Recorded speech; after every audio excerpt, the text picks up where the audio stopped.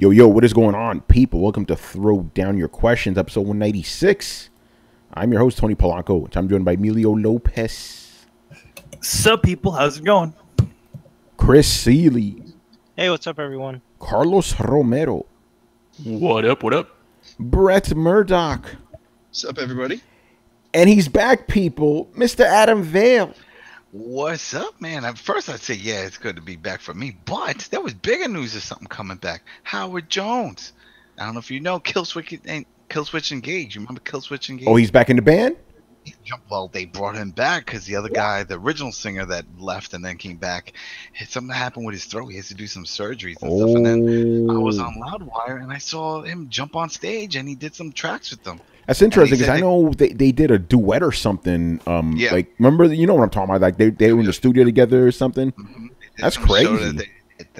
They no longer had beef, but no, he was on stage with them, and supposedly they're doing some new tracks on the new Killswitch album, and he's going to be doing some more shows with them. So that's another welcome back moment right there. Yeah, we'll talk about that later. But to me, I'm like, Killswitch needs Howard. I'm sorry, man. They really. That's how they became big. You know what I'm saying? Exactly. But we ain't here talking about music. By the way, Brian is MIA tonight. Brett, what's going on with this man? Brian is overseeing National Crumpet Dispensation at the moment. Yeah. Man, it's always something going on in England, you know? All right, so let's just jump right into it, man. First couple questions here from Mr. Hashling and Slasher.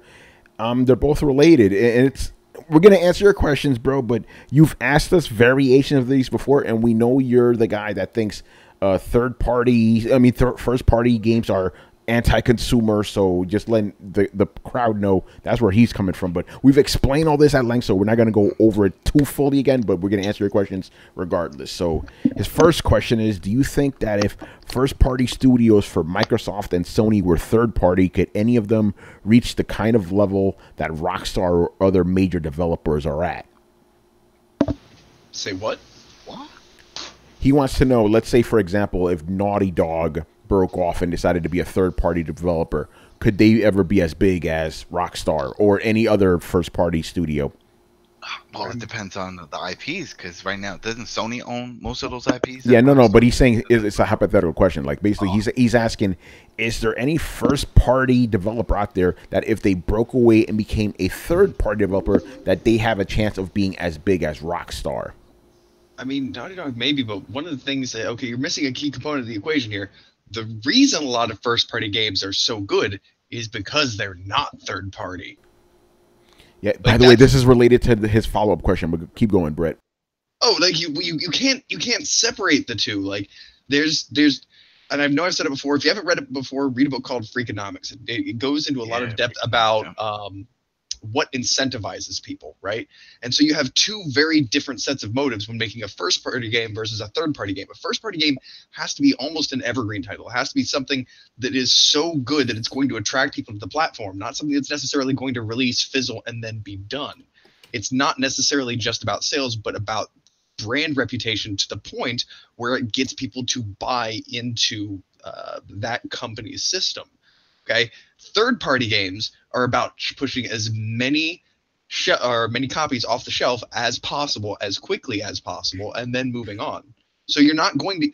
The reason these first-party games are so good in the first place is because they've been designed not to be, good selling games, even though they are. They've been designed to be games that are so good that your friend wants to try it too, and it attracts you over there. So there's a certain amount of extra love that goes into first party games because they're trying to do that. So you can't just separate them like that and say, well, if this first person studio became third party studio, would they be as big? Like, well, they would probably stop making as quality games, to be honest. I mean, I can't say that for sure, but that's kind of been the trend so far. Plus a lot of the promotion that goes behind it, a lot of the added hype for it that usually gets pushed more for the first parties. Mm-hmm. I really just want to answer the second part of the question already. But does anybody, hypothetically speaking, want to jump in on this? For me, it just depends on the IPs. I mean, hypothetically, if let's say Naughty Dog left and they could keep their IPs, sure. I could see it happening. I mean, people love their games. They're already established in that way. So yeah, And they started off as a third party. yeah, and they started off as a third party. Crash Bandicoot was a third party title. Yeah. Anybody want to jump in on this? What any companies you think could actually pull this off? I personally don't think any of them could. Rockstar's on a whole other level, you know. Yeah, I mean, yeah. even comparing them to other third party studios, it's kind of hard. Yeah, it really is. Dude, look what happened to Bungie. Oh, let's not go there. That's a fucking Bungie. Bungie stabbed a lot of people in the back. Well, I mean, hold on, Damien. That's not exactly true. He says the quality drops on third parties because the funding drops. No, third parties have more money at their disposal, man. You know, they have way more money to spend in first party games. You know, like Bungie. Yeah, man, they had 500. They had $500 million. You know, Yeah. so yeah, no, it's not that. Like, it's just like I think Brett nailed it. It's like they put more care into first party games. This applies for every company, by the way. You know, Well, third party, it's like this is going to be everywhere. Where a lot of studios are just trying to get everyone into it. Like this has to have like multiplayer shoved in. Sometimes like loot boxes, or I mean, hopefully it doesn't happen like that. But loot boxes and stuff like that, microtransactions. So they try to get the lowest common denominator with a lot of third party games. yeah, exactly. All right, I'm just going to jump to the second question. This one's more interesting, even though again we've touched on this before.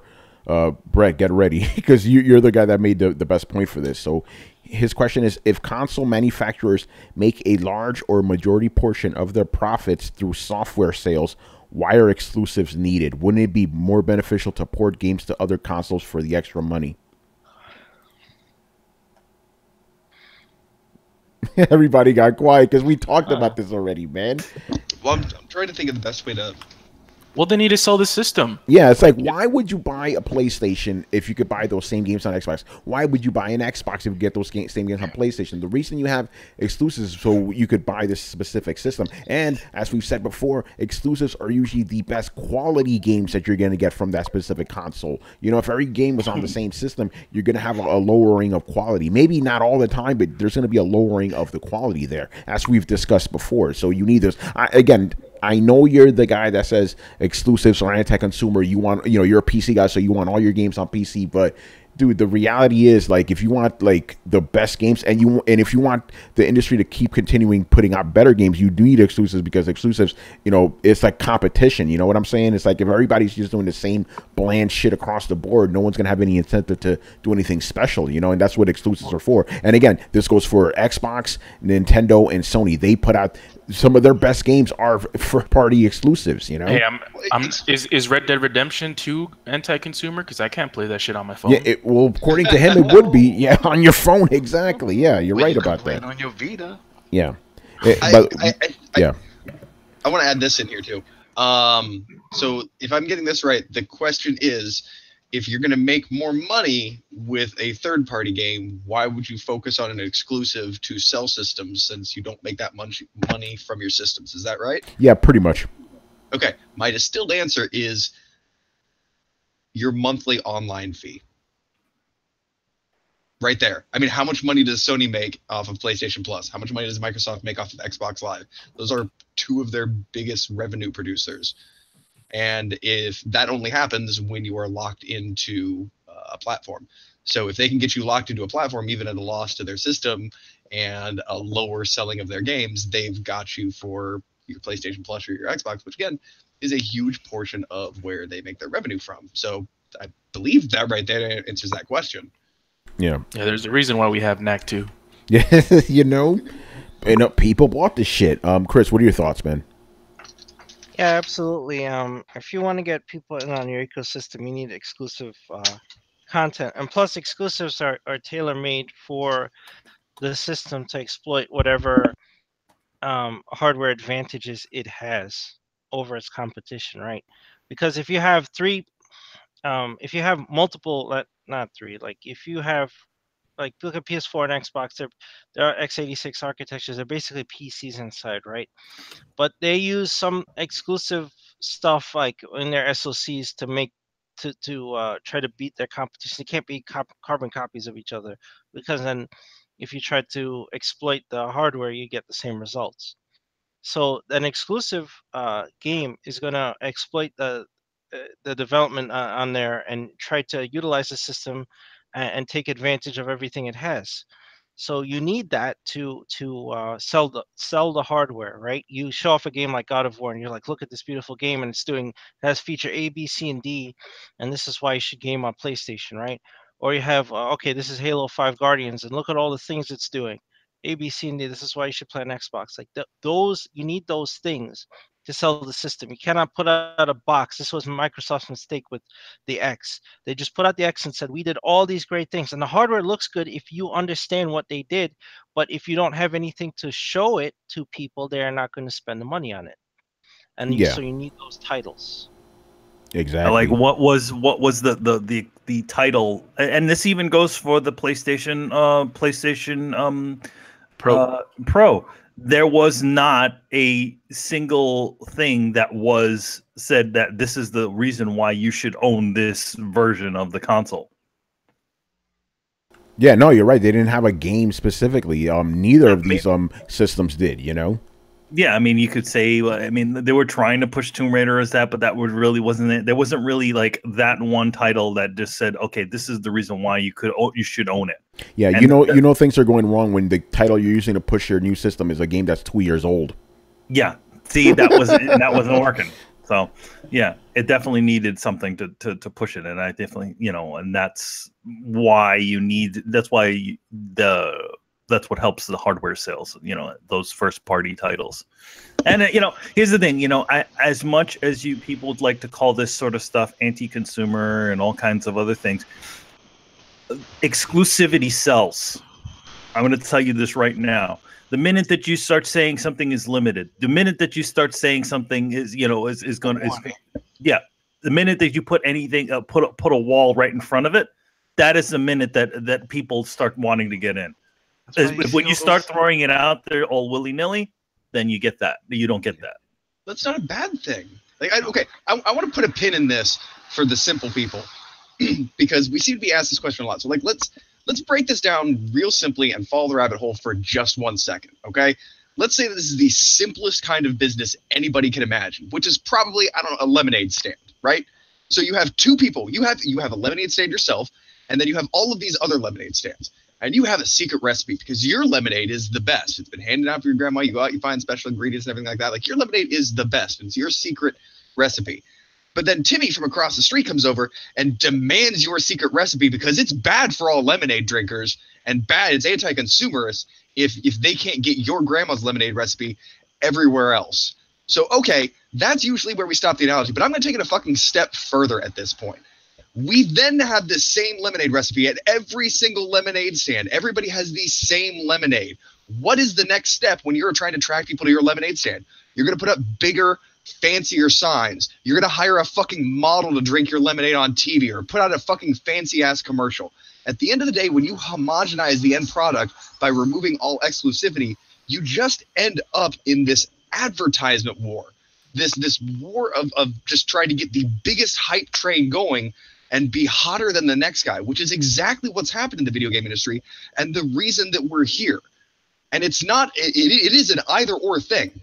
There is no perfect world where we all fucking get along and move to our own separate circles because people don't work without incentives. So tell me, if we're not competing over the product, we have to be competing over the idea of the product or the advertisement of the product. So how is a world in which bigger commercials and more hype for a generally mediocre product is better than people competing with products to vie for the best customer experience? How is that better? And how is that more consumer friendly? Because it seems to me like all that leads to is a whole bunch of people flashing lights at us and carnival barkers in the street telling us who has the best fucking lemonade. It doesn't, as a consumer, now I'm not getting the best lemonade. I'm just having 12 people yell at me that they have the best lemonade.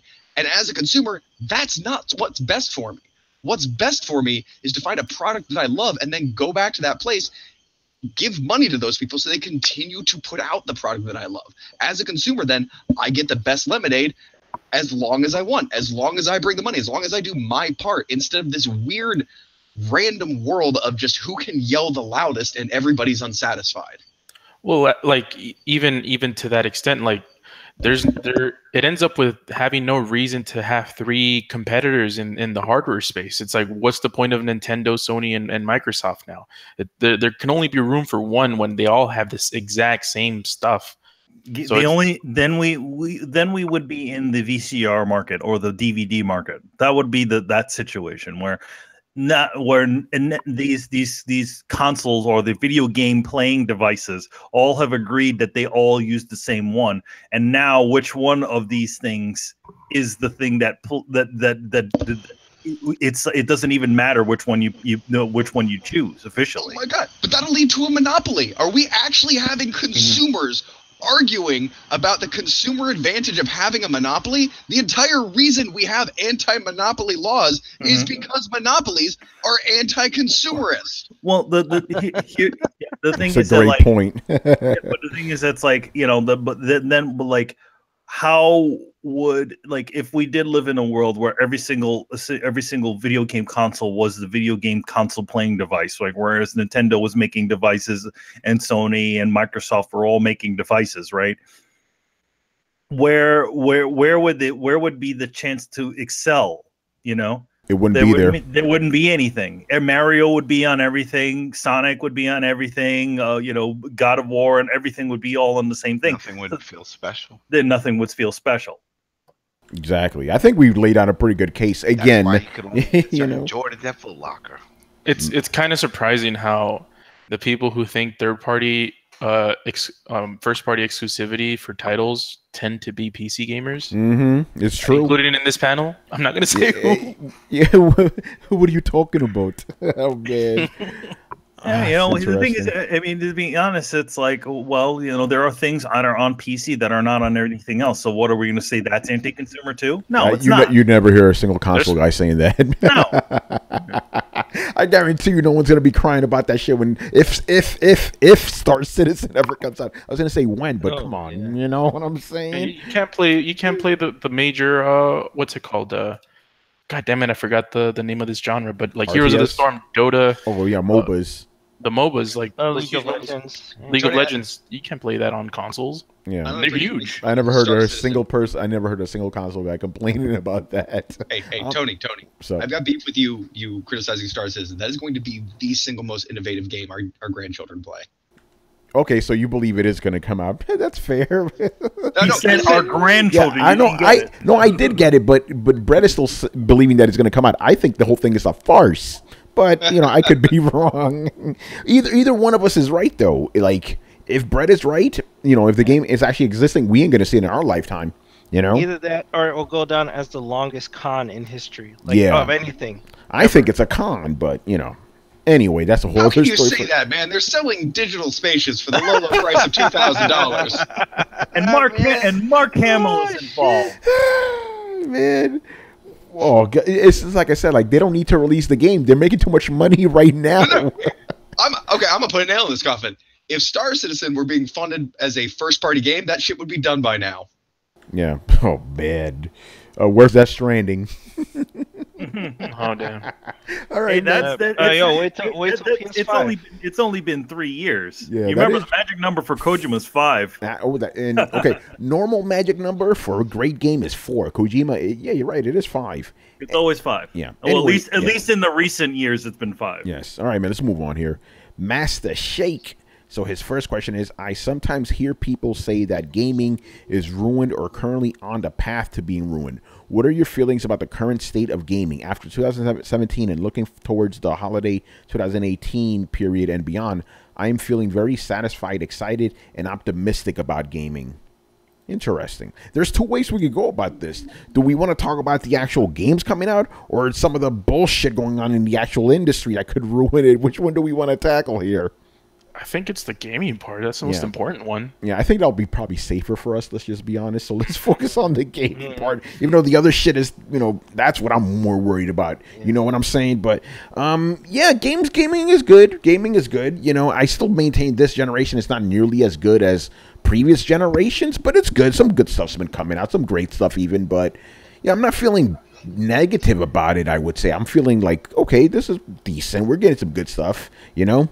Yeah, I guess I'm mildly optimistic about it, you know? What about the rest of you guys? Oh, go ahead, Britt. Go. Long pause, and then three of us start at the same time. Okay, I'll jump in real quick.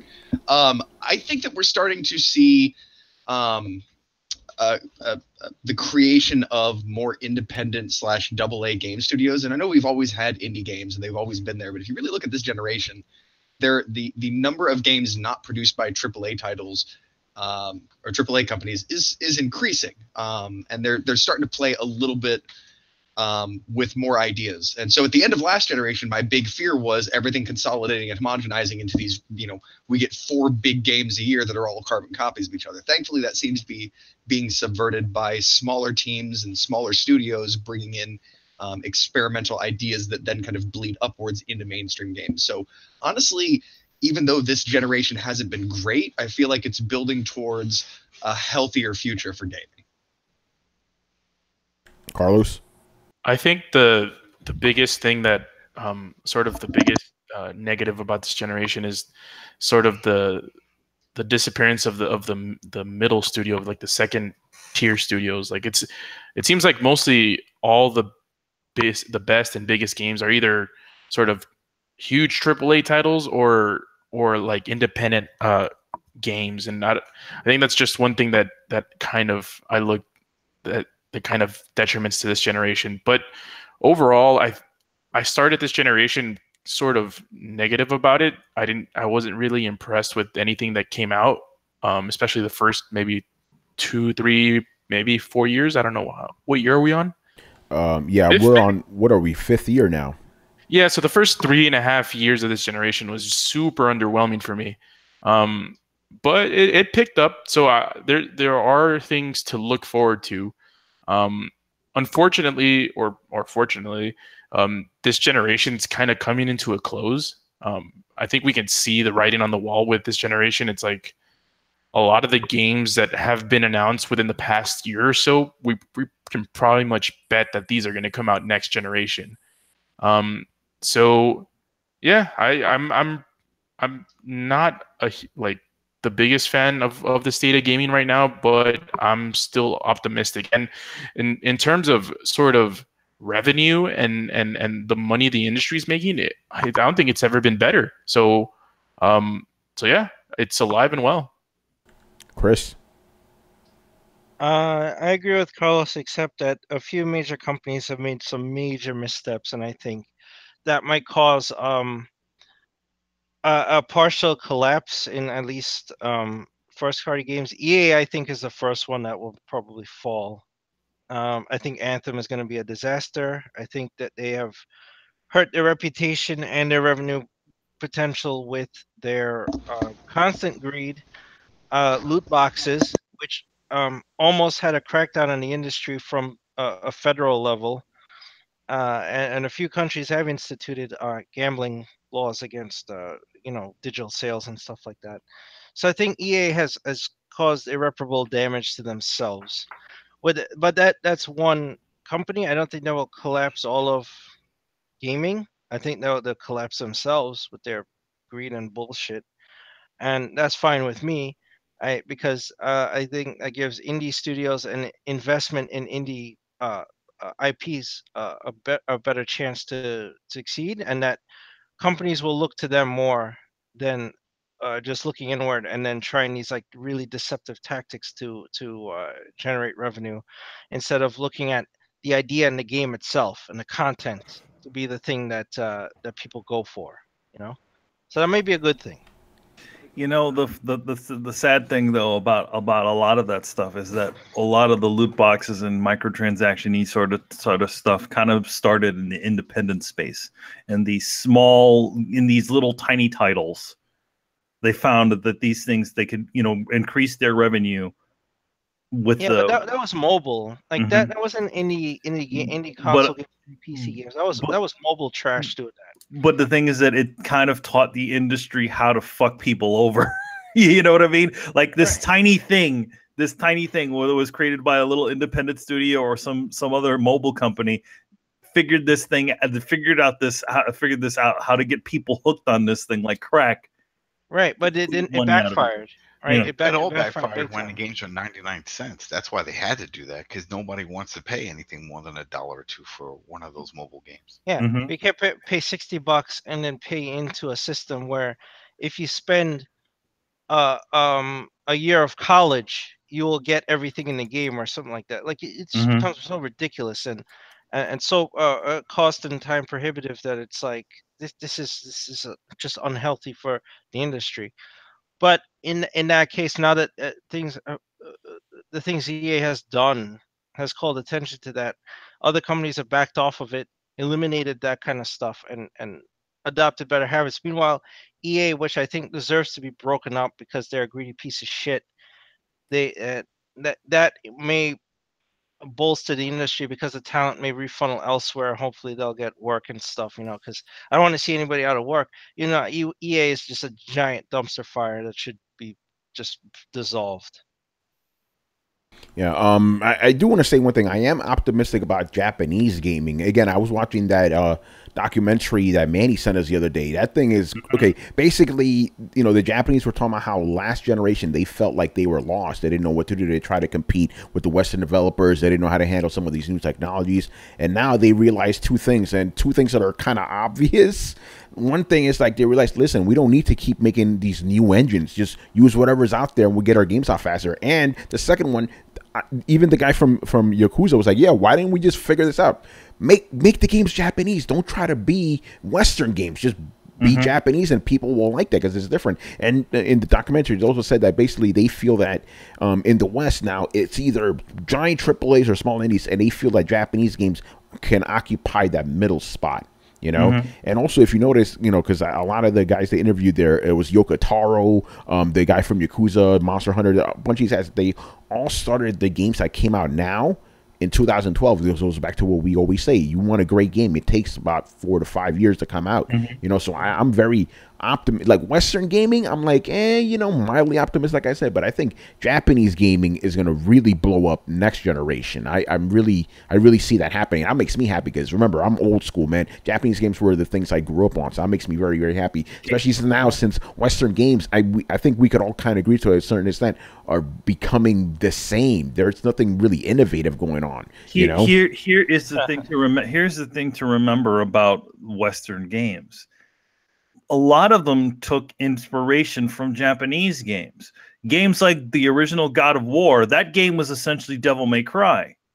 A lot of these games have taken from the Japanese games and took that further. But what happens when the formulas start to run out? Yeah, exactly. But it's just interesting how even the Japanese guys are like, they're discovering the old blood, like to use a Brett term. They're like, yeah, we just went back to the games we liked, and we're doing those type of games, but just modernized. Yeah, so that's it. They found their voice. Yeah, they found their voice, and that's a great thing. So that makes me hope for the generation that. And they found an audience too. Look at the success of Octopath. Octopath is another one. You can't even buy this shit now. It's sold out. Monster Hunter, Yakuza. Why do you think we're getting 50 million Yakuza games now? Because they're all coming to the West. People want them. So that makes me like next generation. I'm speaking just for me personally. I want to have more Japanese games on my shelf than Western games, like it used to be back in the day. And also, I also think that the Western society is a lot more forgiving to games that are just left in Japanese or left in the way that left to be quirky and stuff like that, because so much of our culture now is exposed to Japanese stuff. Back when we were kids, it was really kind of rare, and a lot of the localization that would happen there would be things to more Americanized things. But now I notice that because everybody's so exposed to it, people watching anime and all kinds of other stuff, now people are a little bit more receptive to those sorts of Japanese quirkiness, I feel. Yeah, no, you're totally right about it. Think about it like this. The first two Yakuza games, right? They were translated and stuff in America. Those games, they did good and stuff, but now the new ones came out, Kiwami and Kiwami 2 is coming, and they're doing really, really well. As a matter of fact, I believe they're going to put the shit they cut out of Yakuza 3 back in the game because, the thinking was like, oh, people don't understand Mahjong. They don't understand this. People are like, I don't care if I don't understand Mahjong. Don't take that shit out, So that's great. Anyway, Adam, what's your take on the gaming industry? How do you feel about it? I think it's all right. I mean, it's all depending on what you play. You know, and if what you play is relevant still to you, then yeah, you're gonna be all in. Like we talked about before about people that just play sport games and shooters. Those still exist. Maybe they're not that great, but they're still there every year. So all depends on what you play. Like, you know, I like the open world games, specifically the Ubisoft ones, and those are the ones that I play, and I trust them. So you know, and plus there's some good titles coming up. So yeah, I think it's okay. You know, and if not, then just go play the old shit because there's plenty of other You stuff know, you haven't played. Or you know, I hate when people are like, oh, well, you got to keep moving. What the hell? This ain't hip hop. You could enjoy the old shit. You don't have to move forward. Yeah, I throw it. They know it's true though. yeah, you know, he's right. That's right. Hip hop Yeah, heads know it's true. You know, so it's like, you know, don't have to make throwback hour, and you could constantly live a throwback life. You know, and just go back and dust off that PS2 or Xbox One or the original OG and play some old shit. You know, if you're not happy, go back in time. That's all. Yeah, it was great, man. All right, next question from Mr. Master Shake. By the way, shout out to Master Shake, who's actually in the room with us right now. What's up, Mr. Shake? Yes, yes. So his second question is: given the IPs under Activision, Take-Two, EA, Konami, Ubisoft, and Square Enix, why do so many great IPs tend to come under such scummy third-party companies? Damn, bro, tell me how you really feel. I don't know how to approach this one, so I'm gonna just toss it over to Chris or Manny. Go ahead, since you started talking. So essentially, it's like with all these companies having all these big franchises, and why are they scummy companies? No, now? He wants to know why are all these awesome games under shitty companies? They weren't always shitty companies. Yeah, exactly, man. You know, the take over shit and come up with their own ideas of making money. Yeah, like it's a lot of that sort of stuff happens because of the industry. You got to remember, the same people are not running. A lot of the same people are not running these places.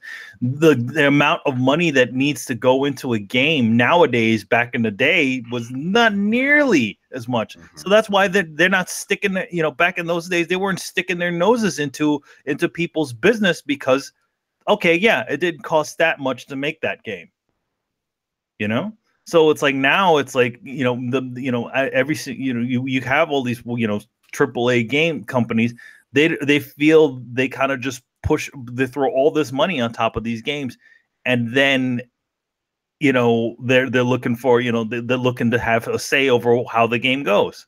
You know, there used to be a point where, you know, there used to be just the game developer and, you know, the team that kind of dictated it. Now you have marketing teams telling them, no. You got to put an online mode in there. Yeah, the thing you need to understand is, and this is a great point you got to think about. These companies, every single one of these companies that you named, they were not the same 20 years ago. You know, during the period when they came out with all these great games that you love, they were not run by the same guys. Bobby Kotick was in there 20 years ago, you know, as the main guy. So that's the thing. It's not like, you know, I don't know if you're trying to imply that they gobbled them up. No, they created all these IPs. It's just things changed, and now it's all about the money, trying to get these marketing guys in there, you know. And then also look at, you talk about like those companies that have kind of kind of shitty companies, but look a little bit deeper. Are the people that made all your favorite games actually still there? Yeah. This goes back to money bet. Yeah, most of those guys are gone. This is why people are always going, oh man, Sega needs to come out with a Dreamcast. You realize those same guys that worked at Sega 20 years ago aren't there anymore, right? They're all gone. They're all gone. I mean, the guy who created Sonic on the Xbox. The guy who created Sonic's not at Sega anymore. Yu Suzuki's not at Sega anymore. So who's left? Right? Yeah. I mean, you know, the guy who made Yakuza, but you know what? It's funny. He came through the ranks of Shenmue, and it's probably the reason why Yakuza is like, you know, future Shenmue. Yeah, no, you're right about that. By the way, this is a conversation for another day. I'm at the point where I don't actually need Shenmue anymore. I'm like, why do I need Shenmue when I got Yakuza? I'm just being honest, you know. The same shit I want out of a Shenmue game, I've been getting from Yakuza, you know. But that's another story for another day. I think we answered this question well enough, so we can move on, man. All right. Next up, Mr. Figs, who I believe is a new name. So shout out to you, brother. Yo, man, you like figs? Yeah, man. I love Fig Newton. Yeah, all right. His first question is, Shadow of War removed all microtransactions and are releasing a definitive version with all DLC for $60 on August 28th. Is anyone giving the game another chance? No, just like with No Man's Sky and Street Fighter V, you lost your fucking chance. I am sorry. Nope. $60, that's still too high. Fuck out of here, man. Yeah, this game, come on now. It should be like $30 or something. And it's come on. Yeah, you They had make it your seem like chance they're and you doing us blew a it. favor. We're doing you a fucking favor. What do Yeah, you mean? nah, chill. $60? Nah, son. I'm gonna guess that's a no from everybody here. So Yeah, no, I never cared for the first one, so why would I buy the second Oh, one? I love the first one. I love the and first one. Yeah. I skipped this one mostly because of that the things like I read and saw about like you needing to pay in order to even finish the game and whatever. That still was bullshit. And then they dug it out. I was like, still don't care. That ship has sailed. And now they're gonna make a definitive. I'm long gone, man. I'm way past you. I see Spider-Man in the horizon. I You don't know, fucking need you. shit. Yeah, Oh, I man, dropped that the is game like coming. a third of the way through. I'm like, I'm done with this shit. You know, and I love the first game, but I'm like, whatever. You know. Again, Warner Brothers thinking they can get away with some shit. You know. Yeah. Yeah, man. All right, let's move on here, man. Next question. Also about another Warner Brothers game. As a big fan of the Arkham games and Rocksteady, I would love Rocksteady to make another Batman Arkham game. However, the rumors are either a Justice League game or Superman game with WB Montreal possibly making another Batman game. What would you guys like Rocksteady to work on next? I mean, the rumor is they're going after Superman. Yeah. They're doing a Superman game. Can I just jump in? Ninja Turtles? Yeah. Wasn't that what the other one? That would be interesting. Can I be real, man? Do a new IP. You know, I know it's not gonna happen. They're gonna do some superhero shit, but I would like a new IP, man. Here's the bigger question: is Rocksteady owned by Warner Brothers? No, they're not. No, they're still indie. Yeah. All right, can I ask a question that's going to sound like a dick question, but is it not meant as a dick question? Sure. Isn't not? Is it related to this? Yeah. Okay, go ahead, man. What do you guys actually like about the Batman Arkham games? I mean, I'll be honest, I abstained from them for ethical reasons, in my opinion. Fat lot of good that did me, but honestly, looking in, the combat seems very simple. Did you like Shadow of War? Yeah, I did. Same exact combat.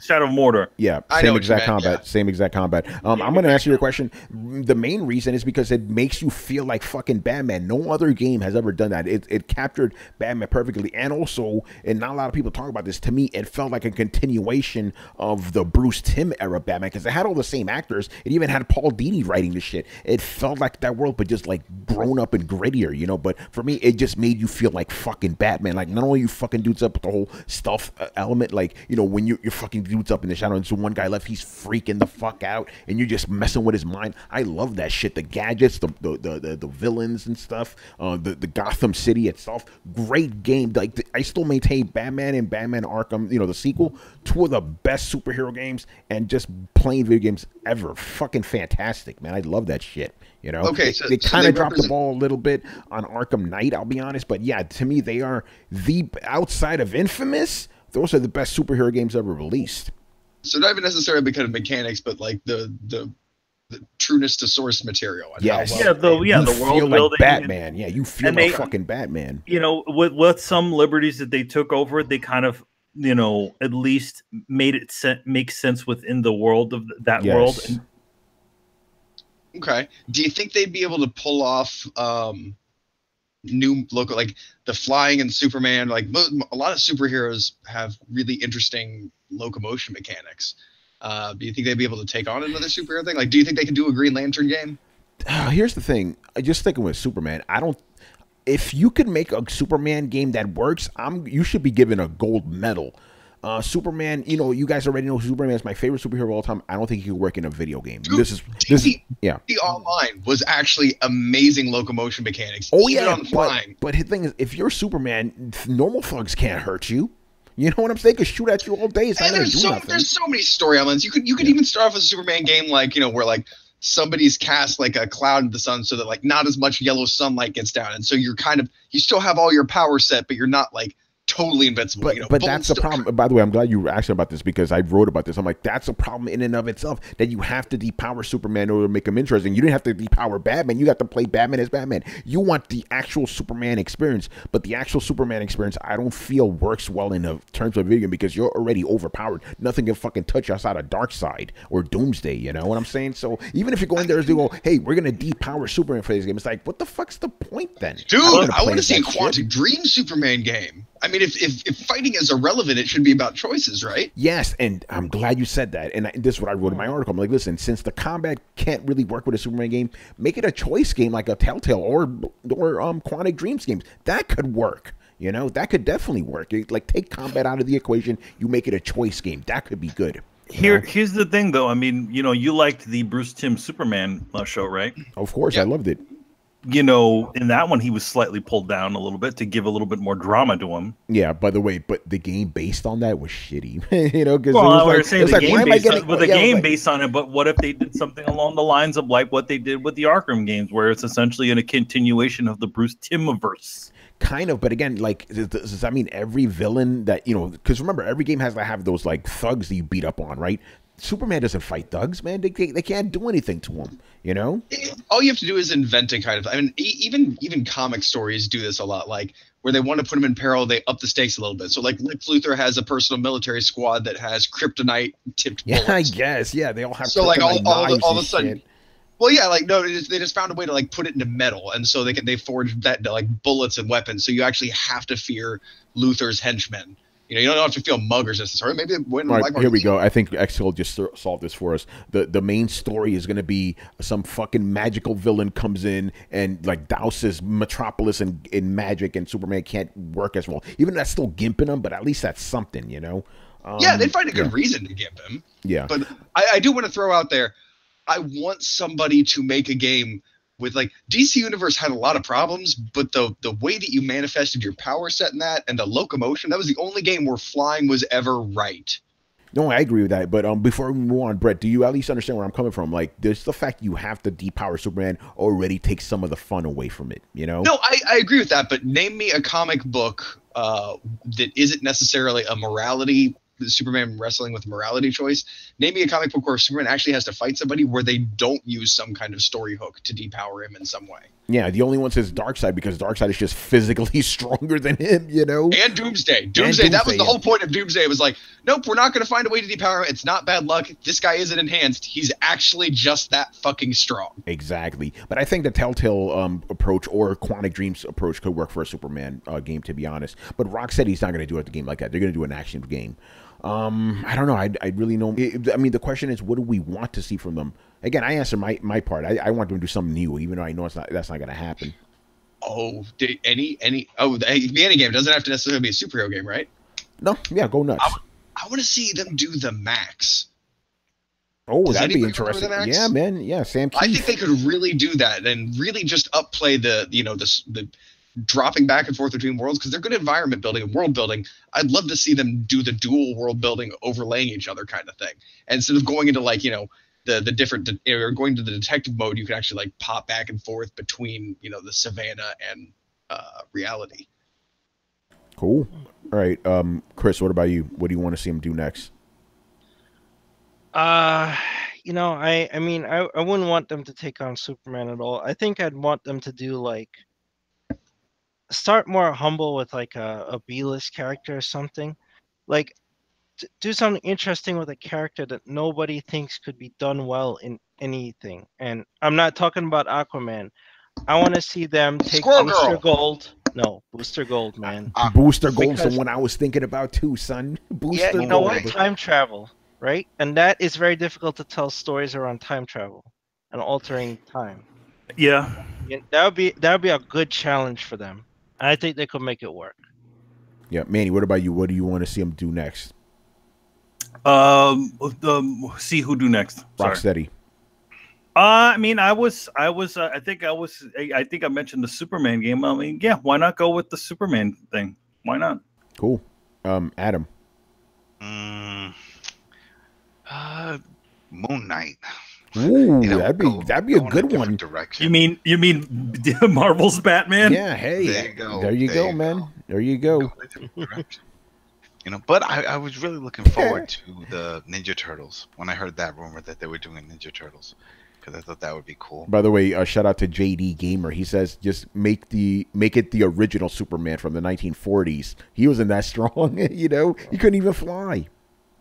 He could leap tall buildings at a single bound. He just Hulk jumped. Exactly. Basically, he was the Hulk with laser eyes. He didn't even have those. No, he didn't have those. Yeah, he didn't. He was the Hulk. You got to remember that, like that 1940 Superman, they just kind of made up powers eventually. Like he just had all these goofball powers because he was Superman. Yeah, he could even shoot little versions of himself out of his hand. It's crazy. Nothing, in my opinion, is going to top the weird cellophane S. Yes. Like what? My favorite Superman power of all time, because it's just like, oh, hold on a minute, I'm pretty fucking sure he can't do that. And don't forget the amnesia kiss. Oh, that's right. Man. His superpower is plot convenience. Yes. I'm gonna make a hero like that now. All right, moving on here. Life and Times podcast. His first question is, and Carlos, don't this is in the show notes. What do you guys think about a Nintendo scaring Emu Paradise and shutting down? If you want the answer to that, refer to Throwdown episode 196, brother. Come on, man. If you a fan, you ain't watching us. What the fuck? All right. The next question here is, let's look Long at time, short time. Yeah, right. It's like literally we gave you the answer 3 fucking days ago. Anyway, next question. Let's look at developers, publishers like Ubisoft, Rockstar, EA, Square Enix, Sony, etc. going into the next generation. How will their games carry over if they are so busy cementing an audience onto a game where next gen is right around the corner? Do you think they will let data carry over and you just have to rebuy or maybe have backwards compatibility? We might end up with the same problems that plagued this generation at the beginning with lesser quality multi-gen titles. All right, I don't really know what the hell he's asking here, so let's try to break this down. I mean, he did talk about I guess they're talking about new IPs, setting up new IPs is so close to the end of the generation. Is he talking about like a Destiny situation maybe? Like, let's say if we get Destiny 3. Oh, no, Destiny's a bad example. Okay, what game is going to come out at the end of this generation that's probably going to be on next gen that is a multiplayer game? Do we have any idea? Multiplayer? Okay, let's say, you know what? Let's make it easy. Call of Duty, right? Let's say Call of Duty comes out. Call of Duty Black Ops 6, right? Comes out on PS4 and PS5. Will they be able to play together? Will you be able That's up to Call of Duty, isn't it? Yeah, it is, yeah. He said, like, being able to transfer.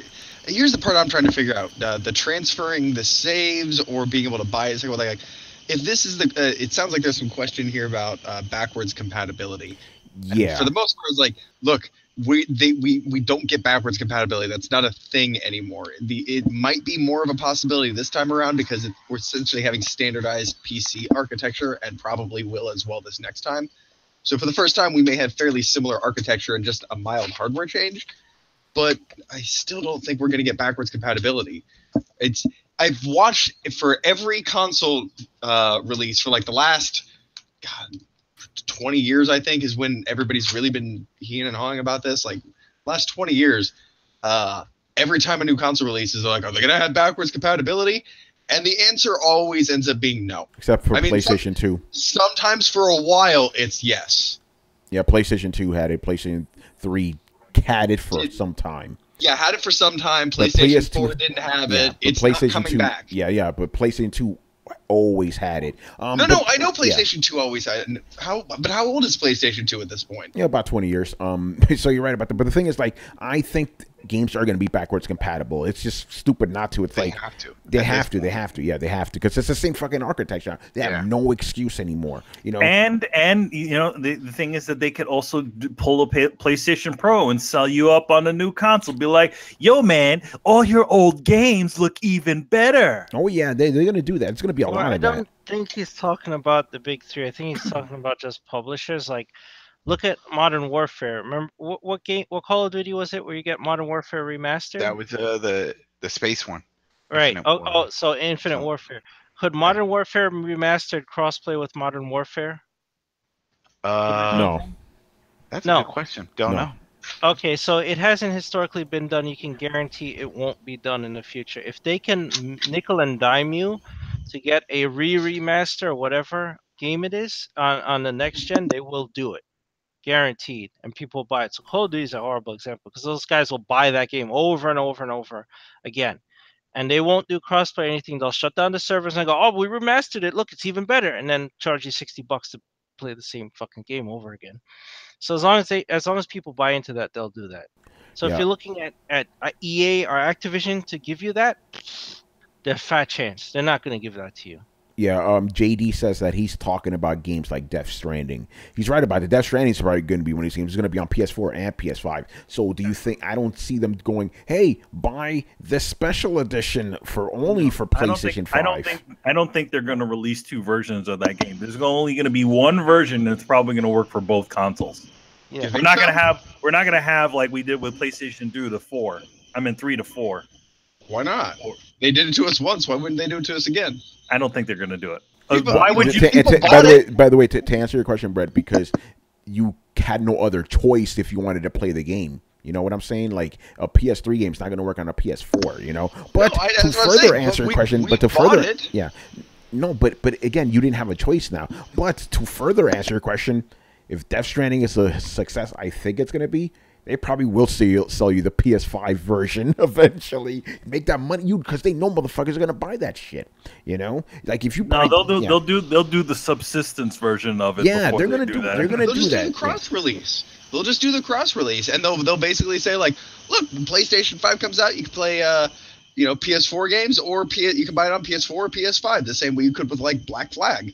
And they're like, well, I mean, if you bought the PS3 version of Black Flag and then you want to play on your PS4, guess what? You have to buy the PS4 version. That's how it is. Yeah, but the difference is you couldn't play the PS3 version of Black Flag on PS4. You will be able to play the PS4 game on PS5. That's what I'm trying to tell you. Understand? And you really think so? Of course, I 1,000% believe it. You have x86 architecture. There is absolutely no reason why these games shouldn't work unless they're being fucking assholes. And I really don't see them doing that. Yeah, they're not going to do it. Man, we may have to make a bet about this shit. You know, because that's how much I guarantee you there's going to be backwards compatibility on the next gen systems.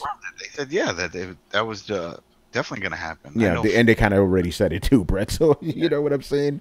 But they will sell you the same game again under, like Manny said, the subsistence version or something. Yeah, they'll probably do stuff like that. Like, in other words, it'll be a version of the game that has all the DLC or whatever they have. Yeah, but if you that's what you'll probably see. Yeah, but if you Butter edition, the Butter edition, exactly. Yeah, but if you buy Anthem on PS4, you're going to be able to play on PS5 the same copy. I guarantee you that. If you buy Anthem. Yeah. Shit. I don't know if we answered your question, bro, but there you go. Next up here, Black Metal Gamer. Both of his questions are about Sega. By the way, I think Black Metal Gamer is gaming us, son. He's asked us these questions before, but now he rejiggered them with just enough originality for it to be a real new question, you know. But let's get into Yo, man, you plagiarizing yourself? Damn. Okay. Okay. Again, let me finish this question. The first part of this question, you guys are going to be like, yeah, we answered that shit. It's the second part. That's interesting. He goes, what Sega franchises would you... Actually, no. My bad. This is for a second one. The first one is, what Sega franchises would you like to see the Yakuza team work on? He says he wants to see Streets of Rage, but with the Yakuza team. Well, that might be cool. Yeah, I'm down with that. It's funny he mentioned that because when I was playing Yakuza 0, I was like, this shit is Streets of Rage, man. Fuck. I'm just running around beating the shit out of people, you know? Hey, I got one for you, man. I want Yakuza team to work on Shenmue. You bastard. I was going to say that. Oh, man. Oh, man. Yo, man, he should call him up. Be like, yo, how you do this? Yeah. All right. Sonic. Yeah, Sonic. Like he's gonna be walking down the street. Hey, man, we might get a good 3D Sonic game. The true life of Sonic. Just beating people up. He speaks Japanese. Only Japanese. Yeah. Any other ones? Claws and looks like the original Sonic. Yeah, I got one. Go ahead. have the Yakuza team do an Altered Beast game. Ooh, damn. Another beat 'em up. I got it. They'll have that's a good side one. missions.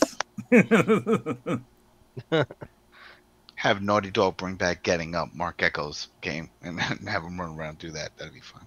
And like an Uncharted feel. Yeah. All right. Any other games? Yakuza team. Yeah. I mean, to be honest, it's like it seems like we're constantly getting the Yakuza team to essentially make old beat 'em up games. Yeah, I was gonna say Golden Games Axe that are now. very You know, similar- games that are very similar to what they currently make. I'm I'm gonna go on a limb. I'm gonna say Panzer Dragon. ooh, damn! You went on totally left field. I want to see them do something. I like that. Well, I mean, we're playing to their strengths. So I don't want them to go off the rest. I don't want to be like, I Yeah. want to see them make Fantasy Star because I don't know if they can make Yeah, a they- big RPG. It'll be Exactly. like, Fantasy's done, and just beat the shit out of everybody. Like, go in a cave and punch everything. Mhm. I got one. Go ahead. I like their slice of life mechanics, so I'd like to see them reboot Secret of Evermore. Was that Sega originally? No, it was Isn't not. that a And I'm being Led totally sacrilegious right now. Oh, okay. I was about to But, say, I like, mean- wait, what? Yeah, I know that Square game. Yeah, but think about it. Well, I'm going out on a limb here. I can do that, but think about it. That game was based around the same place, shifting through different kind of time period worlds. So if you do that same kind of slice of life thing, but like one day it was a steampunk city, and the next day it was like a cave city, and the next day it was a futuristic city. I gotta go back and play that game. I don't remember shit about it.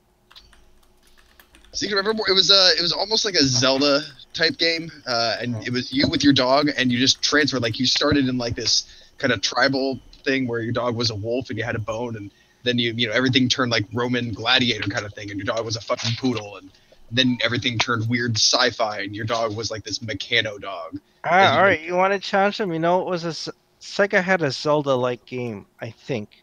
Was it called Alundra? I thought it was I thought the Legend of Oasis or something like that. No. Oasis, Beyond Oasis, and all that Yeah. stuff was just an RPG. Mhm. Alundra was like Zelda because Zelda doesn't have deep RPG elements. Oasis did, where you have a character sheet and all the specs and all that shit. And you know, Zelda's a lot simpler than that. You know, you don't level up or anything. You get items and weapons or whatever. Alundra was like that. So, and I think that was Sega. So if they could do something like that, that would be interesting. Ooh, Shadowrun? Shit. Was that Sega? Shit. Is that That was Sega? on Sega. There was a Shadowrun on Sega. Yeah, but it wasn't Sega. I don't think Remember, it was Sega remember before. the specific question is what Sega IP?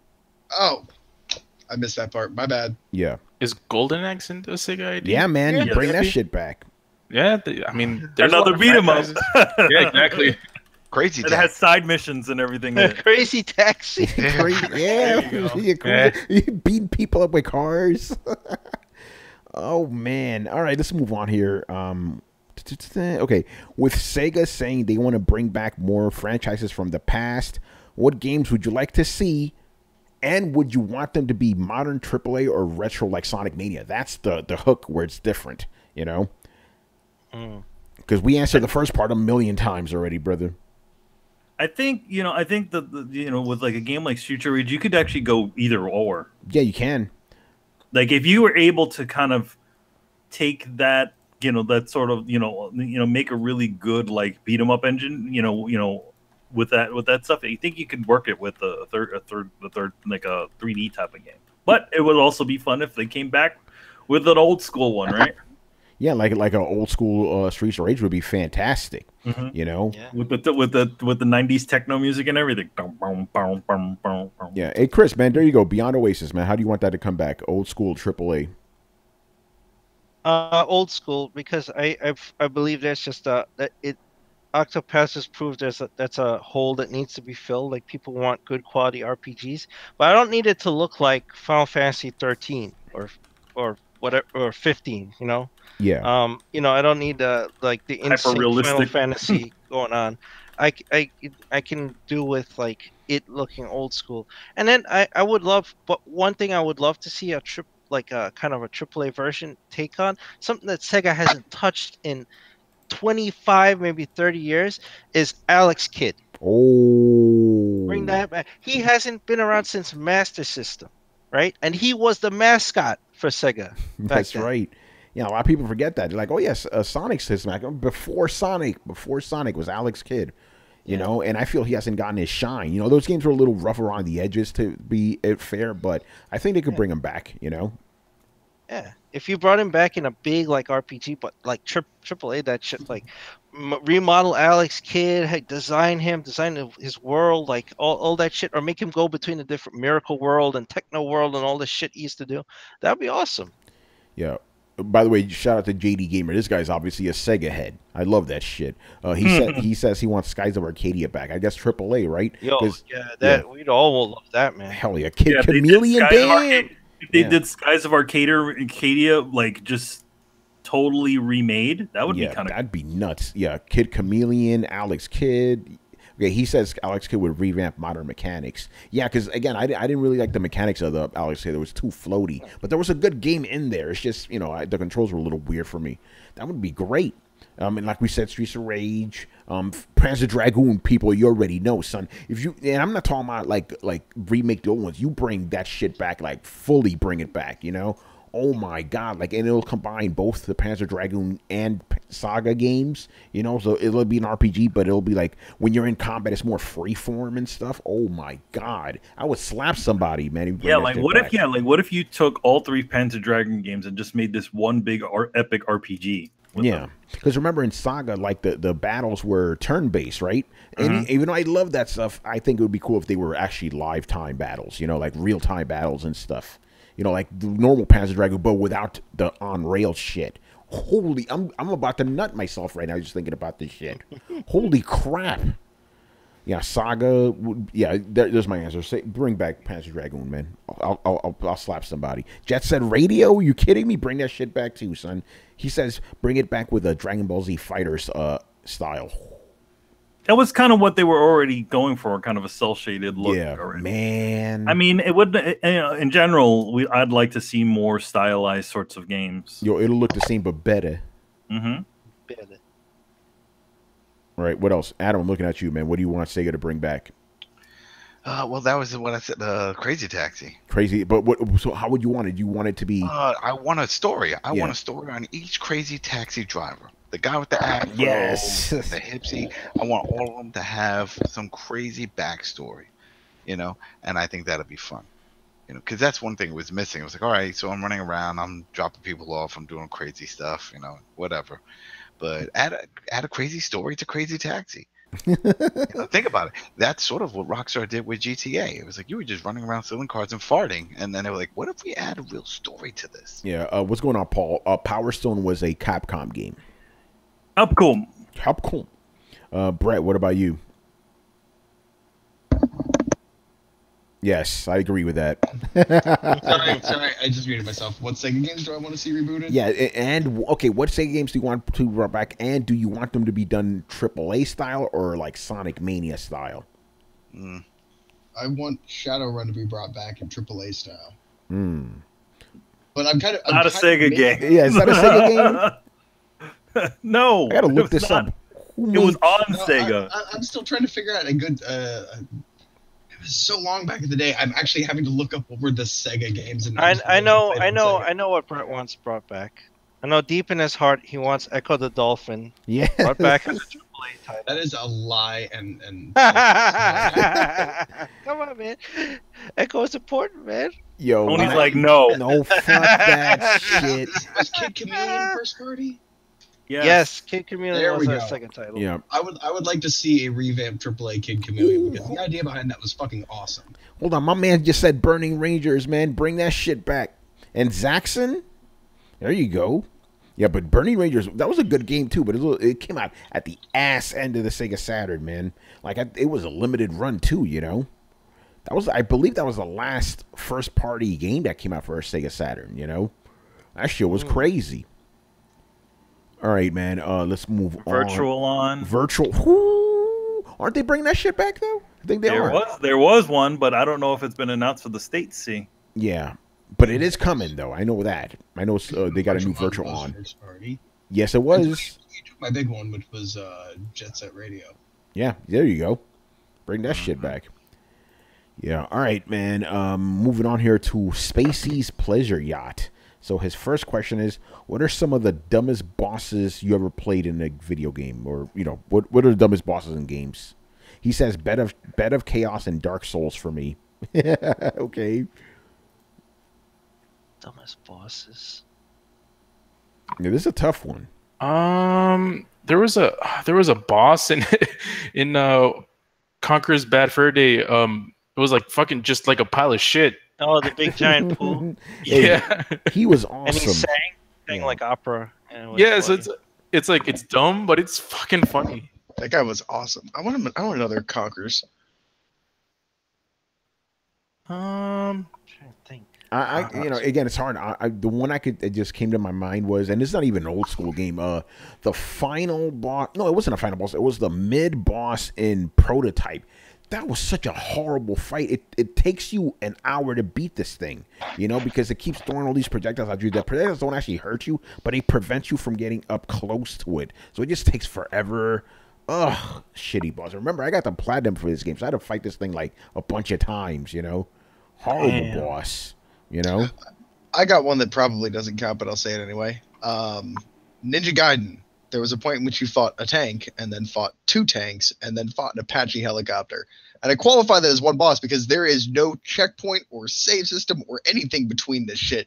You just fight a tank, and you're like, oh my god, thank god that's over. And then 2 tanks come out. Like, holy shit, you barely beat. You're like, oh my god, thank god that's over. And then the fucking Apache helicopter comes out and just starts shooting missiles on you, or at you. And I remember that bullshit. And then you have to go back to the point where you're like, oh, now I have to fight the first fucking tank again. So the combination of all those as one fucking boss was retarded and pisses me off to this day. So stupidest bosses, huh? Yes. Or does he mean literally stupid? Because you could just I think he just means the Bed of Chaos to basically fall off a cliff and die. Well, maybe maybe that's what he means. Maybe he means like actually like mentally bereft. Silly bosses, yeah. No, I mean because he said Bed of Chaos, and that's I guess a dumb one, like actually dumb, like maybe bad AI. Maybe that's what he means. Yeah, Bed of Chaos. Chris, correct me if I'm wrong here, but that's the one where you can run into the fight, run back to the beginning of the fight, and it'll just fall off a cliff. No, the Bed of Chaos is just a giant tree-looking thing, and he swings. Oh no, that is That's right. Which is the one? I guess that's irrelevant. Okay, so he does mean like. I think the Iron Golem will do that shit. Will fall off a cliff. Yeah, I don't think he means bad AI. I think he means just bad boss experience where it's like either too easy to beat or it's just like, you know, it's just a ridiculous fight. I remember in Contra Hardcore, there's a joke boss that's like playing this weird remix of Castlevania while you fight him, and he has the whip, and he throws, instead of axes, he throws fish at you. And it's a ridiculous fight. You get like a silly ending when you beat him, but he's like just meant to be stupid, you know? He's really easy to beat. I got one. Fucking Satan in Castlevania Lords of Shadow. Where did Satan come from? This guy just shows up out of nowhere. He's your final boss. There's some Ikaruga shit going on with the background. Yes. Dumb. Where did he come to? There was nothing in the story said Satan is this, that, or anything. Nothing about Satan whatsoever. And all of a sudden, Satan's the final boss. What? Yeah. Oh, stupid. All right, what else, guys? Come on. It's Satan in a black cloud. Yeah. Because they didn't want to do like what Dante's Inferno did. Yeah. he's letting it all hang out, man. Yeah, man. Let's see. Silliest bosses. You know, I'm gonna go to Spider-Man 2 with Mysterio, but he was a total joke boss. So like, you know, where you go like in Spider-Man 2, what happens is that he goes and he's like, you know, Mysterio's there, right? And he goes and fights him at this like convenience store. And then when you go meet him, like you see he stands right in front of you, and you see all of his like bars go like up like 1,000 times, and you're like, holy shit, this is gonna be the craziest fight ever. And then you just punch him once, and he goes flying across the room. Yeah, I remember that. Polygon says the Sorrow from Metal Gear Solid 3, but it with a question mark though. I mean, it wasn't really much of a boss fight. You kind of just going forward and dodging souls. You know. And if you didn't kill anybody, you're just walking. You don't see anything, and you could easily come out of that battle immediately just by drowning yourself. You don't even need to get to the end. Yeah, that's right. If you want to speed run it. Yep. All right, Adam. What about you, man? Oh damn! It's tricky because I mean, there's a lot of games, and sometimes it's just glitched that they're dumb. You know. Shit. I don't know. Damn. This is a tricky one. I'll go. Yeah, it really is, man. Yeah, go ahead, brother. Like, and I think I mentioned this like every other friggin' show, but Devil May Cry 4, man, they just reused bosses at the end. Every boss in that game. Every game except one that I know. If I remember, it was Gears of War, General Ram. You never came across him until the end. Yeah, General Ram. He was kind of cool though. I like General Ram. Yeah. I thought General Ram was kind of dumb because it was just like it looked like a big version of the. It was in Gears of War 1, right? Mm-hmm, yeah. He's just like a big version of the thing. And I'm like, wait, that's it? It's that? That's it? The thing that was chasing us? He had the Locust crew with him, you know? The fight was annoying though, but I still liked him. Yeah, I thought. Here's the thing: mechanically, I didn't like that fight. I felt it was cheesy, but I liked General Ram. If that makes any sense, you know, like I thought he was a cool character. Oh well. All right, let's move on, man. Next question: what are your thoughts on the gameplay reveal footage of Doom Eternal and Red Dead Redemption 2? Well, for Red Dead Redemption 2, you could refer to Throwdown episode 196. We gave a full rundown of that. But now me and Chris are going to gush about Doom Eternal, man. Oh, my motherfucking God. I'm so hyped. I can't wait for this shit. This is crazy, man. Oh, Chris, go ahead, man. I got to collect my thoughts right now. I love that they made it look better. There's a couple of new weapons in there. They added like a crossbow type of thing. It's not it's like he's like holding a mini ballista and it just like explodes the guys, you know. They gave him added visceral kills where he goes up and he punches. I love it. The Cyclops thing, they added another one. Yeah, the floating Cyclops orb, and he sticks his freaking knife through its mouth and pokes its eye out, and the thing freaks out and runs away before it blows up. Yo, I mean, it was awesome. Like just to see how he was like brutally murdering these demons, and he has a grappling hook now, so he can grapple at guys and just fuck them up. Oh, dude, I was like, oh, this is amazing. I can't wait. Yeah, no, that's like, yeah, man, it's like, and then it was a release date, said 2019, but yeah, all that shit, like the maneuverability, because remember, Doom guy in the first game, he didn't really run, he just killed shit, you know, he was like Jason almost, you know, just doom, doom, doom, doom, killing, but now he's like fucking flying around, running and shit. The weapons are crazy. Oh my God, give me this game right now. I can't fucking wait, you know? So yeah, that's my thoughts. What about the rest of you guys? What do you think of Doom Eternal? I haven't seen the trailer yet. Oh no. It looks good. I mean, it just looks like Doom, but yeah, more Doom. Yeah, just more Doom, like turned up a notch. Yeah, but fucking better.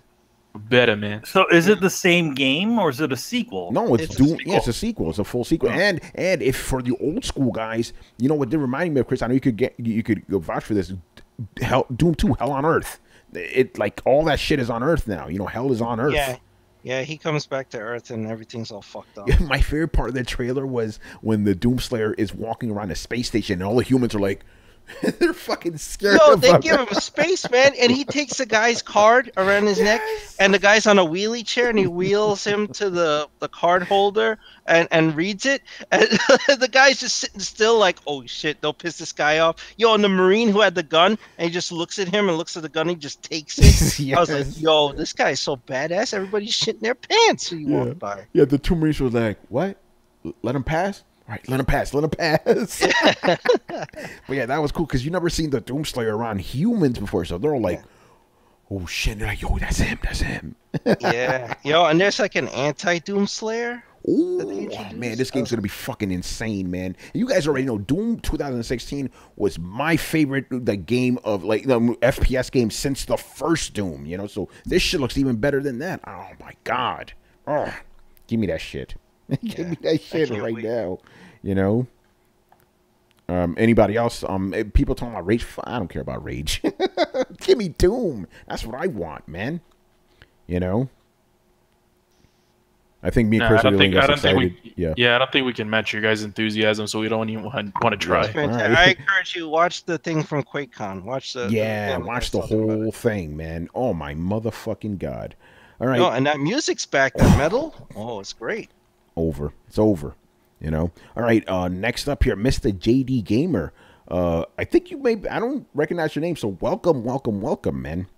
All right, so his first question is, if you had to improve the PS4 lineup, what would you consider its weakest genre and what could be done to fix it? Very good question. I don't know how to answer this one. So what is the weakest genre? Because he's talking about a genre. Golf games. Oh, table tennis games? Well, yeah, I got to say, they don't really have any other one. Man. The weakest is not sports, you know. I mean, because sports games. Because I mean, are we only talking about first party, or are we talking about everything? Because he said genres. Yeah, right? he said. Yeah, he said lineup, so he didn't specify first or third party.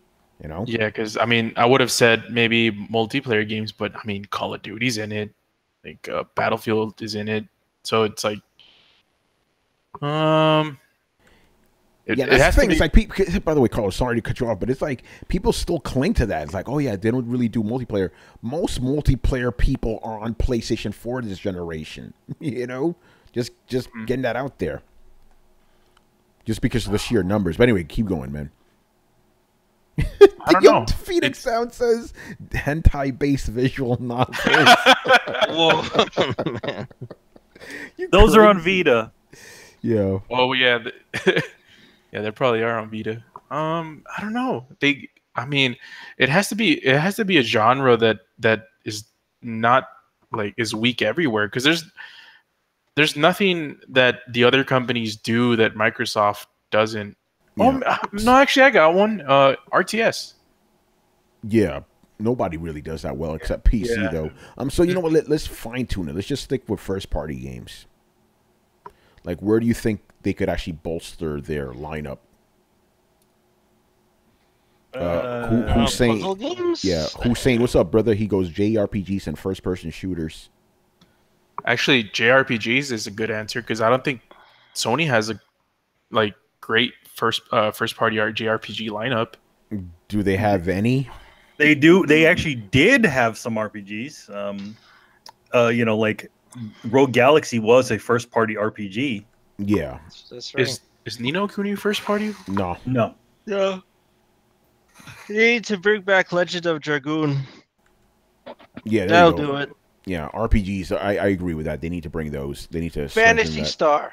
Oh wait, that's Sega. Oh, that's Sega. Sega. Don't cross the streams. Damn it. Okay, Sony. Wait. So Legend of Dragoon, Rogue Galaxy. What? Did they have anything else? That's all I could name. Who made Dark Cloud? That's also Sony as well. Bring back Dark Cloud. Is Everybody's Golf a Sony game? That's not, is it? Is it Hot Shots Golf? Yeah. No, Everybody's Golf. Oh no, that's what. No, was that on Nintendo? I don't know. We're not golf aficionados here, people. So sorry about that. Master Shake says I still play Everybody's Golf on the regular, and Golf Story is great too. Oh, that's a Golf Story. Are those Sony games? No. Because Golf Story is on Switch right now. Another Sony RPG is called I'm gonna fuck up this name, or Shaky Bloodlines. Never even heard of that. He says the golf games are first party. So there you go, man. Yeah, so JRPG. Yeah, I'm going with JRPGs. Actually, RPGs in general. Do they make another, what about Western RPGs? No. I don't think they make one. No, not really. Man, Sony needs to step their game up, man. Yeah, man, fucking up, man. Well, the game Rogue Galaxy did not do very well for them, and that's probably why they haven't invested in a big RPG like that in a long time. Yeah. All right. It was granted, Rogue Galaxy was also released at the tail end of the PlayStation 2 era. So yeah, that's the kiss of death right there, man. That's like the kiss of death. But here's the funny thing: God of War was also released in the twilight of the PlayStation. The two God of War games were also released in the twilight of the PlayStation. Yeah, and those did very well. So you're right about that. Yeah, he says Horizon may be the closest to an RPG. That's not really an RPG either. Yeah, you know? it just has some RPG elements. Yeah. It's like if you're gonna call Horizon an RPG, you might as well call of Duty one too. You know what I'm saying? And God of War. Yeah, exactly. Like most games, yeah. most games have like most of the huge games have RPG elements now. It's like, but they're not really RPGs. They just incorporate things. I know but Sony's major games back in the day were platformers. They don't really mess with those anymore, you know. But they were Now, really perfected that. So I mean, there was a Little Big Planet. Yeah, there was a Ratchet and Clank game that came out this generation. Yeah, and it was also Knack was also considered a platformer. No, my point is they don't really need more platformers. They're already on lock there, you know. I guess FPS, Killzone. You know, we don't need to talk about Killzone. Yeah, they haven't had with the exception of that last Killzone Shadowfall, there was no more first party shit games like that. White Knight Chronicles. I almost forgot about that game. White Knight Chronicles is a Square and Enix game. Okay, so that doesn't count then. Square Enix. All right, that don't count then. Wait, was Resistance that was a second party, right? Insomniac. That's Insomniac. Yeah. So we could count that. We could count that. That Sony owns that shit. But wasn't that not a first person shooter? It was. Oh yeah, it was third person game. No, it was first Resistance is first person, dude. Wasn't it? Yeah. It was hard. It was never ever a third person. It was supposed to be a Halo killer. Yeah, remember that era, by the way, where every FPS game was Killzone's the Halo killer. Remember that era? Every FPS game was the Halo killer, and every single one of them failed to be the Halo killer. Ironically enough, the Halo killer turned out to be Call of Duty. Ain't that about it, bitch? You know what? I'm probably thinking of the Resistance game that was made for the Vita. I'm at a PlayStation Portable. Because that one was a third person one, I think. Was it? No, it wasn't. That was That was first person too, dude. That was the first. I'm totally blanking out. I'm crazy. I love that one. That was actually the best first person shooter they had on Vita. Because that Call of Duty was horrible.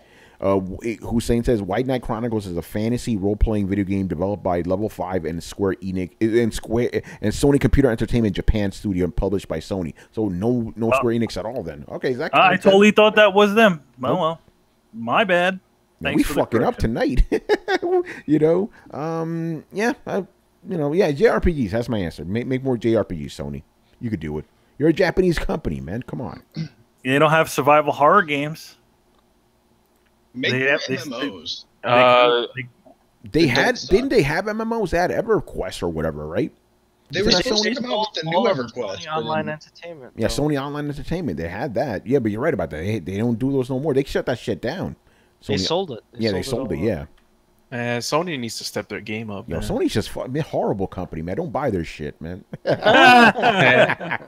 No one will hear that one. You know, the guy wearing the Sony somebody hat. Hear about, you son of a bitch. How dare you?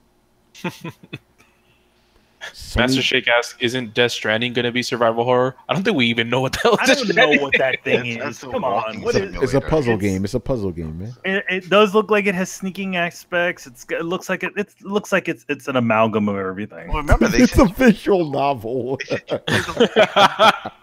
They said you can play the whole game without having any combat. Survival horror could be that. Yeah, it could be that. Yeah. I mean, what do we call it? That game, I forget the name of it. It was like you're in an insane asylum and you got to hide in a closet and shit. You can't fight back at all in that game. You know, you know what I'm talking about, right? That game's like Isolation, Alien Isolation. No, not that one. What's the other one? What's that game called? You know what I'm talking about? It came out. It was one of the first games on PlayStation. Oh, the chick with the camera. No, what's the name of that fucking game? It was a first-person game. Moonwalker, Michael Jackson. Not Moonwalker. You guys in the fucking chat, you'll tell me. You know, they made 2 of those fucking games. Outlast. There you go. Thank you. Oh, okay. Yeah, that's what I said with the camera. That's on point. You said Alien Isolation, motherfucker. No, I said and then after I said the one with the camera. Yeah, the game with the camera. Yeah, no, you're right. It is a camera, but it's called Outlast. There you go. Thank you, guys. Another survival horror is like an indie game. I forgot the hell it's called. It's like some little dude with a yellow trench coat thing. Michael Jackson's Moonwalker. Little Nightmares. That's not an exclusive, but Little Nightmares. Yeah. Oh no, I wasn't. I was just gonna say it's like a survival. That game does seem like a Sony first party though. It did because it came out first and on the PlayStation. Yeah. All right, man. Let's move on here. To the last question. Okay, so backwards compatibility is a definite thing. Do you think they'll do the forward compatibility or not? You know what? I would think they would. I think there's going to be a lot of cross-gen games like there was at the beginning of this generation, but after a certain amount of time, maybe 2 years, there won't be any. Yeah, so I agree. Yeah, the first 2 years, there's going to be forward compatibility too. Just like, you know, I guarantee you Anthem's going to be one of those games, you know? Yeah, I definitely think that a lot of the games that are released for the previous generation, they're going to be like that, but they're probably going to being that this thing is these new consoles are probably going to be fully backward compatible. There won't be that lead time. They might just say, no, these games are not, do not work on the new console. You know what I mean? Down Phoenix brings up a good point here.